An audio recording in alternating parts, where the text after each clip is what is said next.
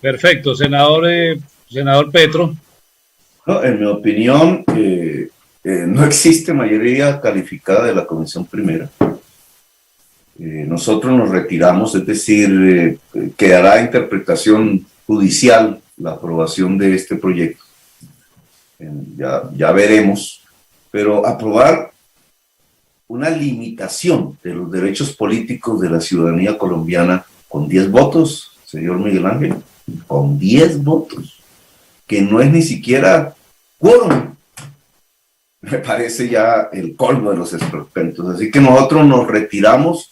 Si 10 senadores del gobierno van a aprobar, y con 2 liberales, que da tristeza eso, van a aprobar este proyecto dictatorial que quita y desacata, quita derechos políticos y desacata una sentencia judicial.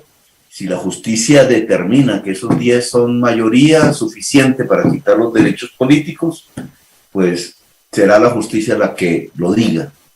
Le pido al secretario, antes de mi retiro, que recoja todas las actas de debate de este proyecto hasta su final y las envíe a la Corte Suprema de Justicia como incidente de desacato judicial.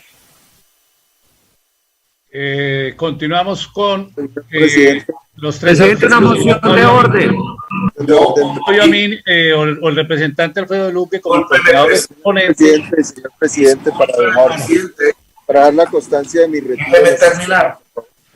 Yo como víctima que fui. Presidente, una moción de orden. La sentencia. Para una moción de orden, representante Eduardo Rodríguez. Termino, presidente. Disculpe. Como víctima que fui. Déjeles el micrófono prendido al senador Gustavo Petro. Senador Gustavo Petro había dicho que se iba, pero continúe. Sí, yo me voy cuando termine de hablar.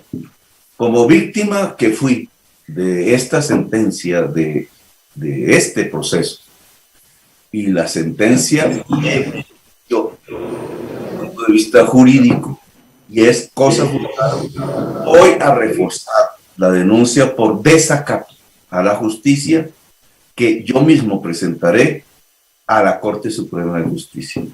Me retiro, presidente, gracias por haberme escuchado.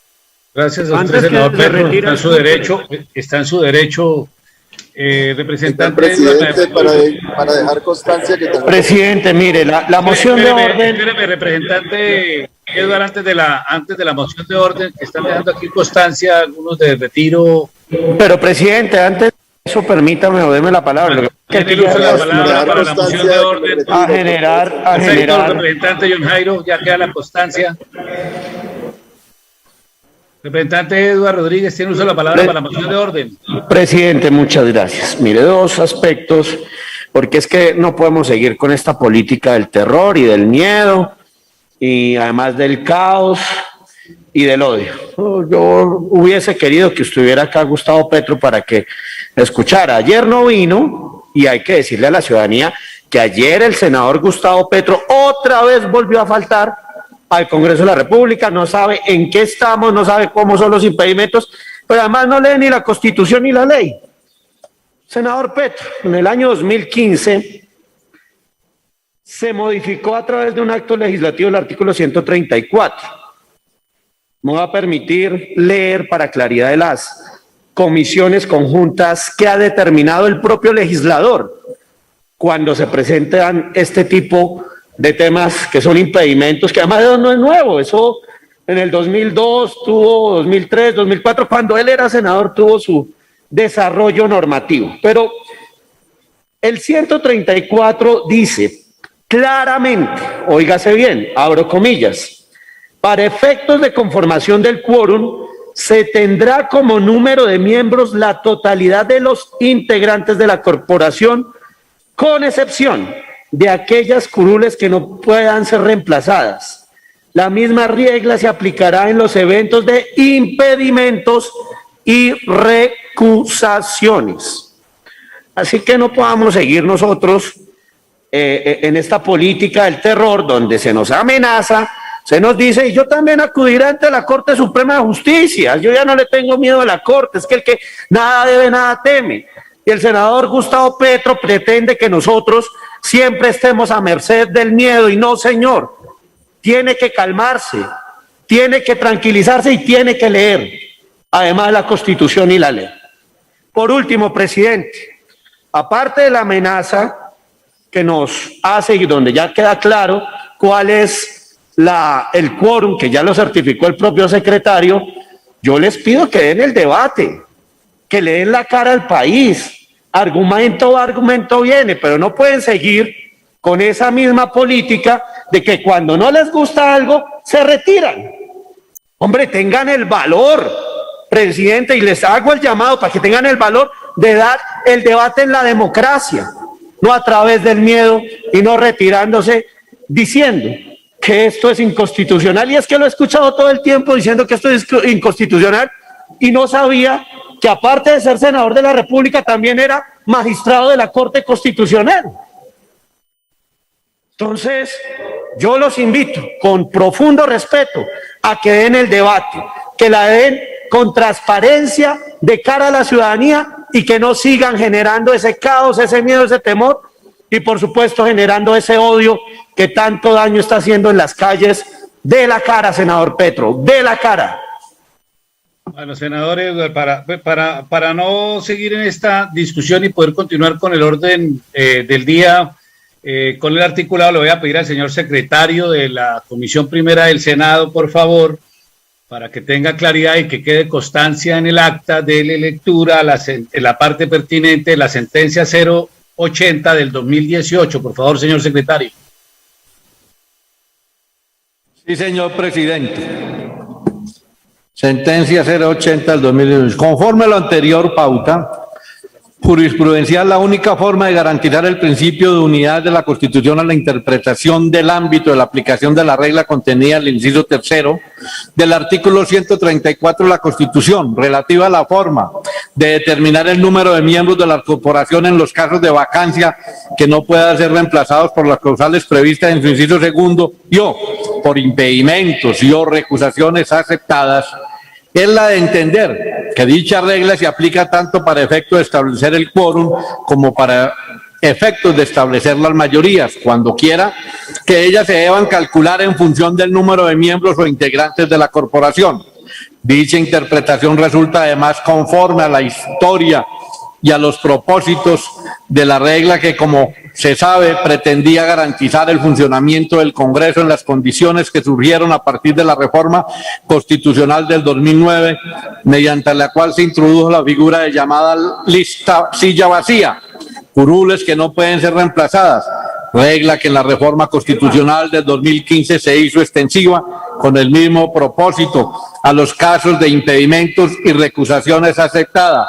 Además, la sentencia 032 del 2021 de este año dice, adicionalmente, este argumento la Corte consideró que tampoco debía contabilizarse para efectos de la determinación del mencionado quórum aquellas curules respecto a las cuales los integrantes de la respectiva corporación de elección popular carezcan de capacidad jurídica para participar en la adopción de las respectivas decisiones por encontrarse impedidos para el ejercicio de las funciones o separados del cargo como consecuencia de encontrarse incursos en las faltas temporales o absolutas que la ley no ha determinado que puedan ser reemplazadas. Dentro de estas causales, la sala definió quienes se les ha aceptado el impedimento para participar en el asunto y quienes no se hayan posesionado en el cargo. Está leído lo pertinente, señor presidente. Muy bien, señor secretario, que quede constancia en el acta las dos sentencias que han sido leídas por usted. Señores coordinadores, representantes Alfredo de Luque, senador Fabio Amin, si podemos continuar con, sería, no sé, si ustedes sugieren este mismo artículo 15, 16 y 17 con las proposiciones. No, presidente, no sé mire, que tengan ustedes dispuestos. Es que cada uno de estos artículos tiene mínimo 4 proposiciones que lo modifican. Entonces, yo preferiría que continuáramos en el artículo 15, luego de haber votado la eliminación que proponían la senadora Angélica Ángela María e Inti fue negada, quedan 2 proposiciones que modifican el artículo. La del representante Jorge Eliezer Tamayo la vamos a acoger. Es una proposición que simplemente aclara la redacción en el párrafo segundo, donde dice secretario general, dice secretario general de la Procuraduría General de la Nación. Esa la vamos a acoger. Esa es una redacción que mejora el texto. Y tenemos la proposición que sí lo modifica el artículo de Angélica Lozano y de Juanita Gobertus. Me acaban de decir en secretaría que está retirada. Entonces podríamos votar el artículo como viene en la ponencia con la proposición que presentó el representante Tamayo, que ha sido avalada, señor presidente. Perfecto, señor coordinador ponente. Entonces vamos a poner en discusión el artículo 15 con la proposición avalada que ya ha sido leída por... ha sido leída, sería conveniente leerla. Señor secretario, dele lectura entonces a la proposición para que quede como constancia la proposición que ha sido avalada. Ponemos en votación el artículo con la proposición avalada. Artículo 15, modifica el artículo 101 de la ley 1952 de 2019, el cual quedará así. Artículo 101, competencia de las salas disciplinarias de la Procuraduría General de la Nación. La Procuraduría General de la Nación contará con 3 salas disciplinarias encargadas de conocer, según su competencia, de la etapa de instrucción y juzgamiento. Estas salas serán competentes en lo que les corresponda para conocer de los procesos disciplinarios contra los siguientes servidores públicos: vicepresidente de la República, los ministros del despacho, los congresistas, Contralor General de la República, defensor del pueblo, gerente del Banco de la República y además miembros de su junta directiva, alcalde mayor de Bogotá, los magistrados del Consejo Nacional Electoral, el auditor general de la República, el registrador nacional del Estado Civil, el contador general, los generales de la República y oficiales de rango equivalente el personero y el contralor de Bogotá, Distrito Capital, los directores de departamentos administrativos del orden nacional y del Distrito Capital, los miembros de la Autoridad Nacional de Televisión, el viceprocurador, los procuradores delegados, los procuradores auxiliares, el secretario general de la Procuraduría General de la Nación, el veedor, el director del Instituto de Estudios del Ministerio Público, el director nacional de Investigaciones Especiales, el secretario privado de la Procuraduría General.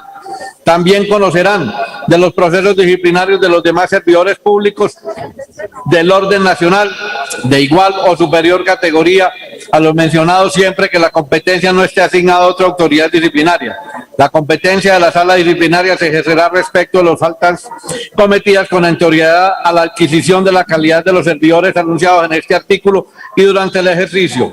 En ese último caso, aunque hayan hecho dejación del cargo. Parágrafo 1. La sala disciplinaria estará conformada por cada una por 3 integrantes, según la competencia interna. Las salas disciplinarias conocerán de las consultas de la suspensión provisional y de los recursos de apelación y queja interpuesto contra las decisiones de primera instancia de las procuradurías delegadas, igualmente de la segunda instancia y de la doble conformidad en los procesos con asignación especial, siempre y cuando el funcionario desplazado tenga la competencia de procurador delegado y de las demás que le sean señaladas. Parágrafo: el Procurador General de la Nación conocerá de los procesos disciplinarios contra los congresistas siempre y cuando no corresponda y conductas en ejercicio de función congresional de conformidad con la Constitución, reglamento del Congreso y las normas ético-disciplinarias incorporadas en este. Jorge Eliezer Tamayo.